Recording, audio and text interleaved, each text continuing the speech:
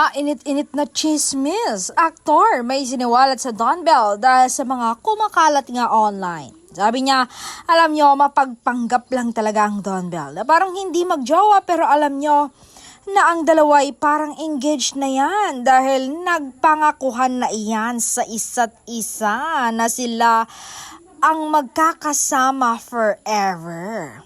At kung naman ang nakikita nyo on cam, wala yan sa kanilang off cam.